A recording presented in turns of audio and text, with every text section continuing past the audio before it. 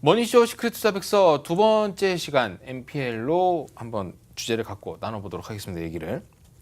자, 무료 전화 0263813966 그리고 문자 샵 3989번으로 전화 활짝 열어놓고 기다리고 있습니다. 많은 참여 부탁드리도록 할게요. 자, NPL 수익을 낼 수 있는 비법을 공개해 주시죠. 네. 자, 해가 바뀌면서 부동산 투자에 대한 고민들을 더 많이 하시는 것 같고요. 최근에 또 문의를 굉장히 많이 하시는데 부동산에 대한 공부를 좀 더 해야 되겠다라고 느끼시는 분들이 좀 많은 것 같아요. 실은 이제 시장이 안 좋을 때는 공부를 하라는 투자의 격언도 있긴 한데 실은 이 공부를 한다고 해서 글로 배워서 성공하기 좀 어렵기 때문에 실질적인 어떤 투자를 해보는 것들이 가장 좋은 이제 경험이 될 거고 가장 좋은 결과를 얻을 수 있을 건데요. 맞아요. 가장 좋은 공부는 돈을 날리면 된다. 근데 이제 큰 공부라는 게. 학습 효과라고 이야기하죠. 근데 굳이 돈을 날려먹고 배우는 것보다는 이미 안정적으로 검증이 된 것들을 통해서 네. 가능하면 돈을 안 날리고 뭔가를 얻을 수 있으면 더 그렇죠, 좋겠죠. 그렇죠. 네. 그래서 지금 이제 NPL을 저희가 쭉 방송하면서 말씀을 드리는데 의외로 NPL에 대해서 좀 생소하게 생각하시는 분들이 많고요. 또 아직도? 네, 그렇죠. 네. 그리고 이제 실물 투자하고 조금 혼동이 오시거나 또는 이제 경매를 해보셨던 분들은 경매를 통해서 배당을 받는다는 것까지는 이해를 하시는데 그 앞단에 이루어지는 부분에 대해서는 처음 들어본다, 좀 생소하다라는 이야기들을 좀 하시는 분들이 그러니까 이제 경매를 들어가시는 분들이 제가 이게 검색을 사실 좋아하고 공부를 많이 하는 편이에요. 네, 그래서 네. 옛날 신문도 많이 들여다보고 하는데 NPL로 막 치다 보면은 어떤 게 나오냐면 네. NPL 물건으로 나온 물건지를 경매로 낙찰받아도 되나요?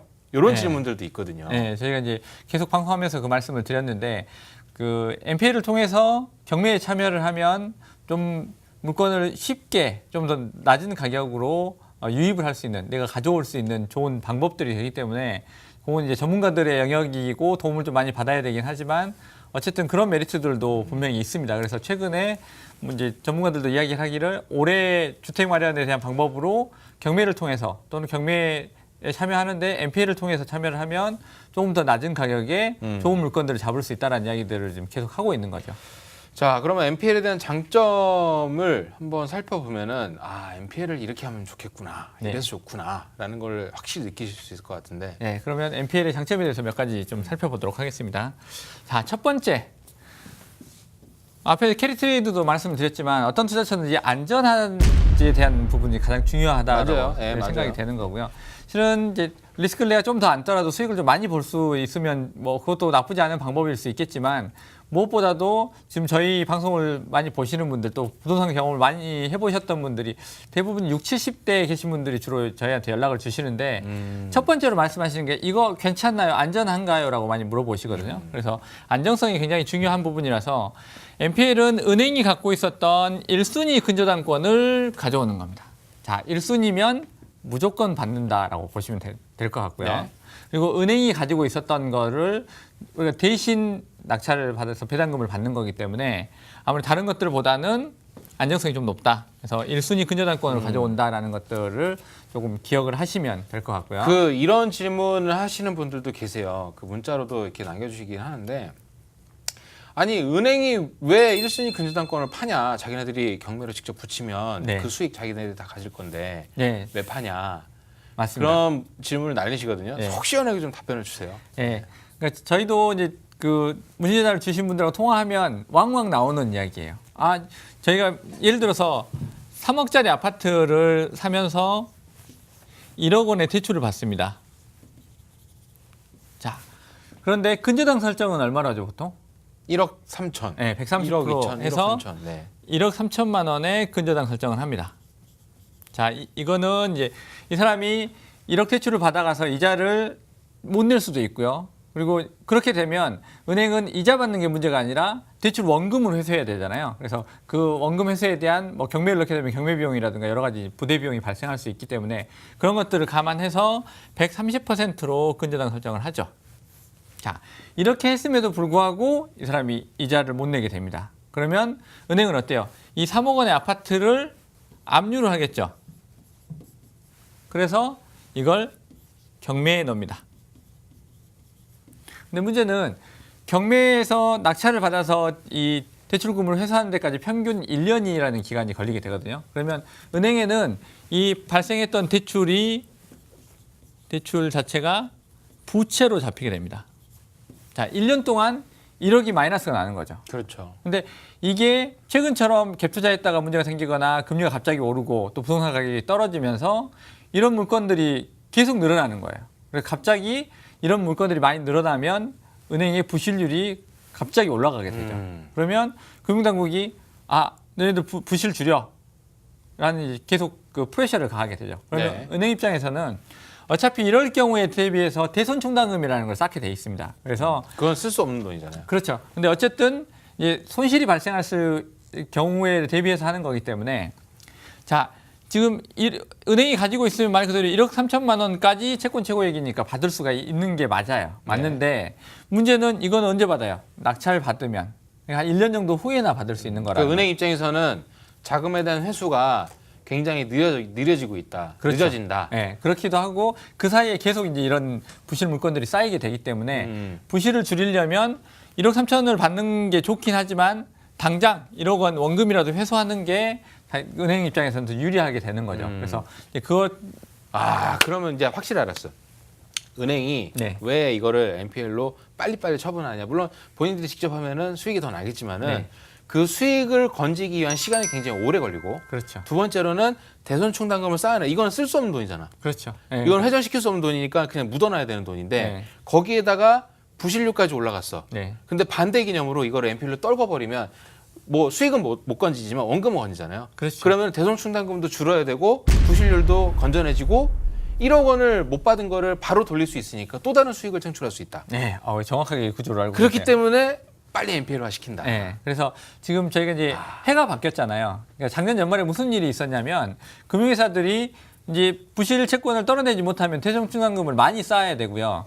최근에 이런 물건들이 많이 늘어나면서 갑자기 충당금을 많이 쌓게 되면 본점의 심사 대상이 됩니다. 그래서 이제 그런 부분들에 대한 우려가 있기 때문에 좋은 물건들을 연말에 어쨌든 뭐 울며 겨자 먹기로라도 내놔야 되는 그런 상황들이 돼서 좋은 물건들이 제법 많이 나왔고요. 저희가 이제 그런 물건들을 확보를 계속 했는데 은행 담당자들이 그런 이야기를 하는 거예요. 이게 지금 결산을 했을 때 떨어내지 못하면 충당금을 많이 쌓아야 되는 이런 부담들이 커진다는 거죠. 그래서 이제 그런 것들을 해소하기 위해서 이제 금감원에 등록돼 있는 대부업체에 이런 그 NPL을 되팔게 되는 거죠. 그렇군요. 자, 어쨌든 뭐 지금 안정성 얘기를 하다가 잠깐 옆으로 빠졌는데 은행들이 왜 NPL을 빨리빨리 처분해야 되는지 이유까지 한번 살펴봤습니다. 자, 계속해서 이 장점에 대해서 살펴볼게요. 자, 그리고 두 번째 NPL의 장점은 황금성이 좋다는 거죠. 그러니까 돈을 말씀드렸던 것처럼 좀 어디에 오래 묶여 있으면 아무래도 좀 돈을 쓸 수 없는 거에 대한 부담이 좀 있으시잖아요. 근데 빨리빨리 현금화해서 회전을 시킬 수 있다라고 하면 꽤 그것도 뭐 투자처가 갖춰야 될 장점들 중에 하나이죠. 그거는 이제 부동산에 비해서 그렇죠. 회전율이 빠르다. 네, 그러니까 최근에 이제 그 아파트나 부동산 시장이 이 건물에 대한 부분들이 뭐 오피스텔이나 이런 것들에 대한 시장이 안 좋다 보니까 토지를 고려하시는 분들이 꽤 있으시거든요. 근데 토지를 많이 해보신 분들은 그냥 기본 10년 묻어놓을 거 생각을 하는 거예요. 그럼 10년 동안은 그 돈을 못 쓴다는 쓸 이야기가 수가 없죠. 네, 그런 이야기가 되는 거거든요. 그래서 NPL 같은 경우는 경매를 통해서 낙찰받아서 배당금을 받기 때문에 바로바로 채권 회수가 됩니다. 그래서 다른 것들보다 뭐 1년 정도 있으면 바로 현금화돼서 내 통장으로 돈이 들어오는 그런 구조이기 때문에 황금성이 좀 꽤 상대적으로 유리하다, 뛰어나다라고 볼 수 있는 겁니다. 지금 토지 얘기해서 잠깐 생각났는데 네. 이 작년까지도 뭐 이런 얘기가 많았어요. 땅을 샀는데 네. 이게 기획부동산이야. 그래서 사고 나서 보니까 막 군사보호구역으로 막 묶여 있고 네, 군사보호지역 막 한때 또 제주도 땅에 대한 붐이 불었다가 이거 뭐 전혀 뭐 쓸 수도 없는 그런 땅인데 가보니 이제 뭐 철조망 쳐져 있고 네. 이런 막 문제들이 많이 생겼죠. 길 없고 막. 네. 네. 그런 문제들이 좀 생겼었죠. 그러니까 그런 거로 가느니 차라리 NPL을 통해서 같은 이 실물 자산인 부동산에 투자를 하지만 황금성을 높이는 게 유리할 수 있다. 뭐 이런 네, 이해이신 거죠. 네, 네. 네. 자, 또 하나 많이 물어보시는 게 세금에 대한 부담들을 굉장히 많이 갖고 계세요. 지금 이제 정부에서 부동산 대책들을 자꾸 내놓으면서 이제 과세에 대한 부담이 좀 커지다 보니까 세금 좀 덜 수 없을까? 세금에 대한 부담을 좀 좀 줄였으면 좋겠다. 특히 또 이제 양도세 여러 채를 보유를 하면 양도세에 대한 그 중과 부담이 좀 있기 때문에 뭐 보유세에 대한 부담도 커질 거고요. 그래서 세금에 대한 문의를 굉장히 많이 하시거든요. 근데 NPL을 그러니까 문의를 하시면서 좀 혼동이 되시는 게 NPL에 투자하는 게 부동산 실물을 내가 소유하는 거라고 오해를 하시는 분들이 있습니다. 근데 그건 아닙니다. 그래서 NPL은 그 대부업체가 가지고 있는 근저당권에 내가 질권을 소유를 하는 거기 때문에 소유권은 대부업체가 있다고 보시면 되겠습니다. 그래서 그런 것들 때문에 배당소득에 대한 것들, 나는 그냥 배당만 받고 그냥 그 수익만 취하는 거지 실제로 실물을 내가 보유를 하는 게 아니다라는 이제 그런 그럼 뭐 것들 좀 재산세나 뭐 종부세나 그렇죠. 아니면은 뭐 배당소득이나 물건을 유입했을 때 양도소득세 이런 부분들을 많이 절감할 수 있다. 이렇게 보면 그렇습니다. 되겠죠. 그래서 이제 다른 부동산 실물에 대한 투자하는 것보다 훨씬 더 부담이 적다라고 보시면 될 것 같고요. 네. 또 마지막으로 지금 NPL 하는 게 괜찮나요?라고 많이 물어보시거든요. 지금이 바로 NPL 하기에 가장 좋은 시점이라고 아니, 보시면 됩니다. 그렇게 얘기하면 너무 사짜 같잖아. 아니, 왜냐하면 이 어떤 투자처든지 나쁜 투자처는 실은 근본적으로 없겠죠. 왜냐하면 나쁜 투자처라고 하면 아무도 안 할 거니까요. 단 그 시장 상황에 이 투자처가 유효하고 메리트가 있느냐의 차이일 뿐인 거거든요. 네네네. 그러면 지금의 부동산 시장을 한번 살펴보면 금리 오르죠. 그리고 정부의 정책에서 규제 일변도로 가죠. 세금 부담 커지죠. 이런 것들 때문에 크게 부동산 시장이 오르기가 어렵고 어느 정도 하향세를 유지할 거다라고 보는 거죠. 그러면 어떤 부동산이든지 간에 부동산이 화랑기 때 네. 나는 잘 될 수 있을 거야라고 생각해서 대출을 진짜 목구녕 끝까지 받아갖고 네. 구매하신 분들이 이제 못 버티고 이제 떨어져 나온다. 그렇죠. 좋은 물건들이 많이 나온다. 네. 뭐 이렇게 이해를 하면 될까요? 네, 맞습니다. 그래서 시장이 안 좋으면 이제 반대의 급부를 좀 찾아야 되거든요. 그러니까 대부분이 우리가 좀 그 요즘에 어디에 투자해야 될지 모르겠다라고 그 이야기를 하시는 이유가 뭐냐면 우리가 일반적으로 투자하는 투자처의 기본 전제는 시장이 좋아질 거다라고 하는 것들을 전제로 삼습니다. 주식을 사놓으면 주가도 계속 오를 거라고 보는 거고요. 그리고 부동산도 강남에 아파트 사면 금방 뭐 몇십 %씩 올라서 내가 차익을 얻을 수 있을 거라고 생각하고 투자를 하는 거죠. 근데 지금 상황을 보면 주식시장도 뭐 기대만큼 많이 못 미쳤고요. 그러니까 이게 IMF 때를 또 비교를 하자면은 네. 이때 사실 그때 당시에는 우리나라 자체 시장 안에서 NPL의 개념이 사실 없었거든요. 별로. 그렇죠. 네. 근데 외자분들, 펀드사들이 들어갔고 우리나라 뭐 SOC부터 시작해서 부동산, 공장, 회사 싹 다 해먹었다. 네. 엄청나게 해먹었다라는 얘기가 있어요. 네.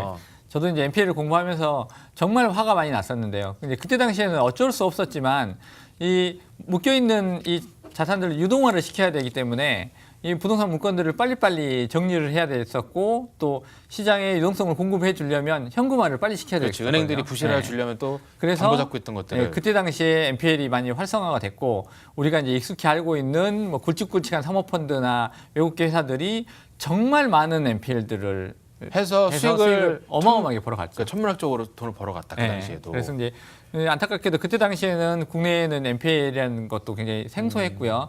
그런 것들을 소화할 수 있는 어떤 인프라 같은 것들이 안 돼 있었기 때문에 그런 문제들이 생겼습니다. 그래서 그러면 불황형 투자처라고 봐도 되겠군요. 네, 그래서 이제 경매를 많이 생각을 하시는데 경매 어차피 NPL은 경매의 전 단계부터 시작되는 이제 그런 투자처이기 때문에 경매하고 NPL은 같이 세트로 묶여서 간다라고 이해하셔도 좋고요. 그래서 부동산 시장이 안 좋을 때 그 대표적인 불황형 투자처, 그 안 좋을 때 수익을 얻을 수 있는 대표적인 투자처로 경매와 NPL 이렇게 이해를 하시면 이해가 그러면은 이런 오해도 하실 수 있을 것 같아요.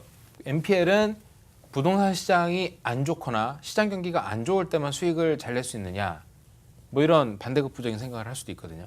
이제 상대적으로 수익이 좀 커질 수 있는 시장이라고 보시면 되고요.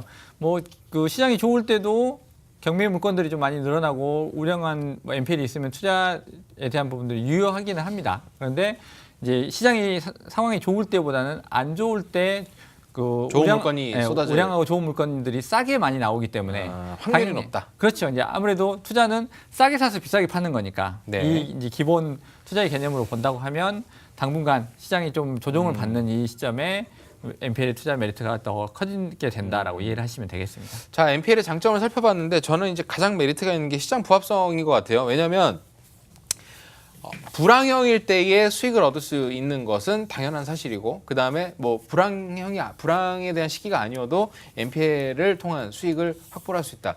투자처가 골고루 꾸준하게 있다라는 것이 황금성과 안정성을 키울 수 있는 아주 근본적인 얘기 같은데, 자, 이런 부분들이 가장 저는 마음에 들었다. 그 다음에 여러분들이 느끼시기에도 이런 장점들이 나에게 좀 맞는 것 같다라고 하신다면은 전화 활짝 열어놓고 기다리고 있습니다. 02-2638-3966 그리고 문자 샵 3989번으로 여러분들 고민거리 많이 남겨주시면 저희가 끝까지 다 해결을 해드리도록 하겠습니다. 자, 또 좋은 소식이 또 있으시다고요? 네.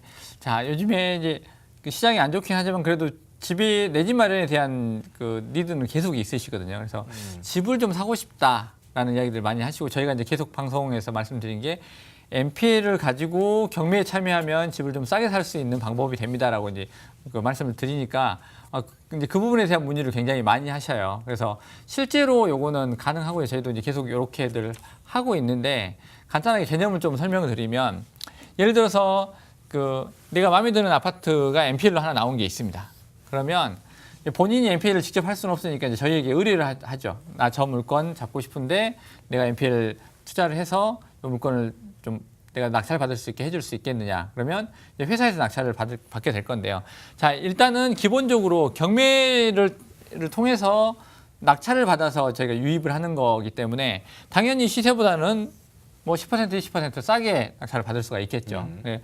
그러니까 지금까지는 경매가 실은 낙찰가도 굉장히 높고요. 낙찰률도 좀 낮았어요. 왜냐하면 아직까지 시장 상황이 그렇게 많이 무너지고 많이 하락한 건 아니었기 때문인데, 작년 11월, 12월 이 시점부터 시장이 급격하게 좀 매기도 많이 빠지고 하락폭도 커지면서 이런 메리트들이 좀 커지고 있는 상황이라고 보시면 될 것 같습니다.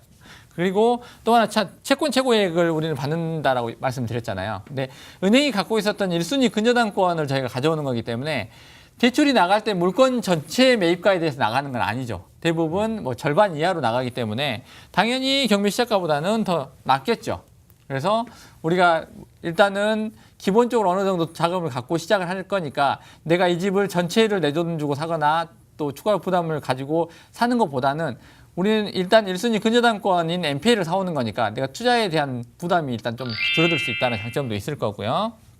그리고 이 NPL을 사올 때 우리가 질권 대출을 또 활용할 수가 있습니다. 그러니까 내가 예를 들어서 뭐 3억짜리 NPL을 사온다라고 하면 보통 요거는 1순위 근저당권이기 때문에 금융회사들이 추가로 또 대출을 해주거든요. 그러면 매입 금액의 뭐 8, 90%까지 대출을 받을 수가 있기 때문에 실제로 내가 이 물건의 NPL을 사오는데 부담을 굉장히 많이 줄일 수 있는 장점도 있다라고 보시면 되고요. 자, 그리고 자, 투자 금액에 대한 거. 그러면 집을 뭐 사는 것도 사는 거지만 뭐 경매는 100% 낙찰 받을 수 있다라고 확정하기가 좀 어려우니까 내가 투자한 투자 금액이 혹시나 문제가 생겨서 이걸 뭐 손실이 생기게 되거나 날리게 될 경우에 대한 우려도 어느 정도 갖고 계실 거예요. 그래서 투자 금액에 대한 거는 기본적으로 우리가 채권 최고액 범위 내에서 낙찰받아서 배당을 받으니까 거의 수익은 확정돼 있다라고 볼 수 있습니다. 그래서 기본적으로 내 투자금에 대한 것과 수익은 깔고 가고요. 그리고 거기에 플러스 알파로 해서 내 집을 사는 개념이라고 이해를 하시면 될 것 같습니다. 그래서 이렇게 해서 이제 이 물건이 경매에 나오면 이제 저희 회사에서 경매를 들어갑니다. 경매에 들어가서 어느 정도 이제 저희가 계속 말씀드리지만 처음에 NPL을 사올 때 그 대출을 해줬던 담당자를 통해서 그 해당 물건에 대한 내용을 거의 빠삭하게 다 파악하고 사오기 때문에 그 물건에 대한 가치나 적정 경매가나 낙찰가를 어느 정도 저희들이 예측을 할 수가 있고요. 거의 근접하게 맞출 수가 있습니다. 그래서 정말 이 물건을 잡아야 되겠다라고 하면 그 낙찰 예상가에서 조금 더 써서 그래서 이제 가능하면 낙찰 확률을 좀 높일 수 있는 것들도 저희가 이제 뭐 기법으로 활용을 하고 있으니까요. 그런 것들을 통해서 입찰에 들어가게 되고요.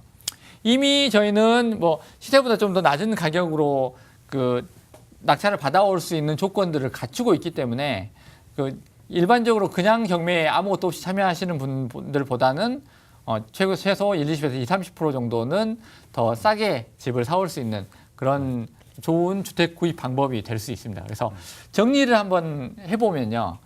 내가 경매에 직접 참여해서 그 낙찰을 받아서 유입을 하는 것보다 그 물건에 대해서 내용을 다 파악하고 잘 알고 있는 이 NPL을 매입한 그 대부업체를 통해서 주택 매입을 하게 되면 아무래도 물건에 대한 내용도 더 많이 파악하고 있고요. 또 채권도 싸게 사올 수 있고 레버리지도 좀 충분하게 활용할 수 있기 때문에 일반적으로 그냥 경매에 참여하는 경우보다는 낙찰을 받을 수 있는 확률이 훨씬 더 높다. 그래서 이렇게 해서 이 해당 주택을 낙찰받은 대부업체를 통해서 주택을 양도받으면 저희가 이제 투자자분들한테 뭐 엄청나게 더 붙여가지고 그 넘기지 않을 거니까 아무래도 그런 좀 더 싸게 받아올 수 있는 부분이 있고요. 또 하나 여기서 장점 또 팁으로 말씀드리면 저희는 실은 대출 원금에 그 추가적으로 발생하게 되는 채권 최고액 그 130%에 해당되는 그 근저당 금액을 저희가 이익으로 취하는 거기 때문에 이 추가로 발생하는 원금 대비해서 추가로 발생하는 연체이자에 대한 부분들은 양도소득에서 빠집니다. 그래서 그 넘겨받을 때 내가 매입하는 금액 자체가 좀 낮아지는 장점이 있기 때문에 그 매입하는 그러니까 실제 투자자가 이 주택을 가져올 때는 양도소득세도 일정 부분 조금 낮출 수 있는 그런 장점도 있다라고 보시면 되겠습니다. 자, 계속해서 사례를 통해서 한번 살펴보도록 하겠습니다. 자, 그러면 사례를 통해서 한번 살펴보겠습니다. 지금 저희가 계속 말씀드리는데 공부로 글로 백날 공부해봐야 실은 아무짝에 소용없습니다. 만약에 자격증을 따고 공부를 열심히 해야 투자를 잘할 수 있다라고 하면 노벨 경제학상을 받은 사람들이 전부 다 떼부자가 돼야 되는데 한번 보세요. 노벨 경제학상 받은 사람 중에 부자를 찾아보기가 거의 어렵습니다. 그러니까 투자는 직접 시장에 뛰어들어서 경험을 쌓는 게 가장 빠른 방법입니다. 물론 이제 기본적인 어떤 지식이나 정보는 좀 가지고 있어야 되겠지만 그래서 전문가의 도움을 받아야 되는 게 중요하다라고 누누이 저희가 말씀을 드리는 겁니다. 굉장히 지금 보면서 제가 막 웃었는데 네. 생각해보니까 그렇네. 그렇죠. 네. 그 투자도 글로 보면 아무짝에 쓸모가 없다는. 네. 네. 그래서 이제 사례를 한번 교훈을 주셨습니다. 네, 사례를 직접 한번 보시겠습니다. 자, 이거는 이제 인천 북성동 우리가 이제 한 번씩 가보셨을 수도 있어요. 월미도죠. 우리 보통 월미도 이야기하죠. 가면 이제 놀이기구도 타고 회도 먹고 뭐 데이트하고 오는 비싸요. 장소죠. 네. 그래서 어쨌든 그래도 인기 있는 지역 중에 하나죠. 맞아요. 그래서 네네. 이 월미도에 있는 상가 건물 요걸 하나 투자를 했었는데 지금 채권 최고액은 15억 8,600이었고요. 실제 투자 금액은 3억입니다. 자, 이제 이걸 보실 거예요. 채권 최고액이 15억 8,600 거의 16억 가까이 되는데 실제 투자 금액은 3억밖에 안 돼요. 생각보다 적은 금액으로 투자가 가능하네라고 생각하실 거예요. 근데 저희가 이제 계속 말씀드리는 게 자, 1순위 근저당권을 잡아오는 거기 때문에 낙찰받으면 제일 먼저 배당을 받죠. 네, 그렇기 때문에 이 실제 채권을 매입할 때 이 매입가의 8, 90%를 은행에서 또 대출해 줍니다. 그렇기 때문에 레버리지를 좀 극대화해서 쓸 수 있기 때문에 실제 투자금이 그렇게 높지 않고요. 자, 투자 기간은 1년 정도. 경매가 진행되는 기간이라고 보시면 되니까 평균 1년 정도 걸린다고 보시면 됩니다. 자, 여기가 이제 월미도고요.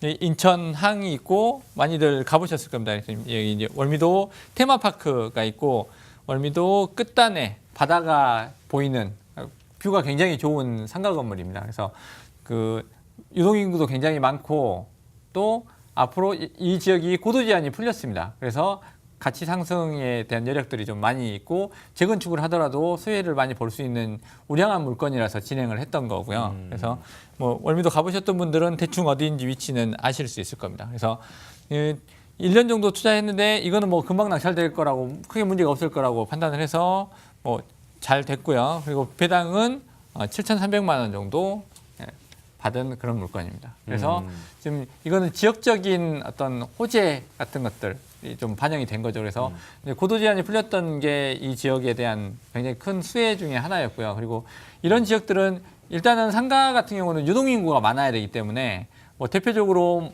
많이 찾게 되는 그런 유흥권에 있는 그런 뭐 우량한 물건 중에 하나였다라고 이해하시면 될 것 같습니다. 자, 다음 물건지도 한번 살펴보도록 하겠습니다. 자, 두 번째 물건지는 이제 그 부산 동래구 낭민동에 있는 근린상가 건물입니다. 이 건물은 그 채권 최고액은 13억 100만 원이었고요. 실제 투자 금액은 앞에서 말씀드렸던 것처럼 이제 저희가 질권 대출을 많이 받을 수 있기 때문에 실제로는 뭐 1억 5천만 원 정도밖에 투자가 안 됐습니다. 거진 90% 대출이 나왔군요. 네, 그렇죠. 그리고 투자 기간도 똑같이 1년 정도, 1년 미만이었죠. 그래서 이렇게 된 건데요. 자, 이 지역을 같이 한번 살펴보면요. 자, 이 낭민역이 여기에 있고요. 여기에서 크게 멀지 않은 또 대로변의 코너에 있는 상가입니다. 그래서 이 상가도 꽤 그 유동인구가 많고 유망한 상가 지역 중에 하나였기 때문에 이런 것들을 감안을 해서 제가 투자를 진행을 했었고요. 그래서 그 다른 물건들보다 낙찰제 상가가 좀 높은 물건 중에 하나였습니다. 그래서 이 물건 같은 경우는 해당 물건의 내용이 굉장히 좋았던 것도 그 제가 투자를 결정하는데 중요한 요소로 작용을 했던 거죠. 그래서 배당금은 3,300만 원 정도 발생을 했습니다. 자, 이 수익을 낼 수 있는 물건지에 대한 상황 그리고 얼마만큼 수익이 났는지까지 한번 저희가 살펴봤습니다.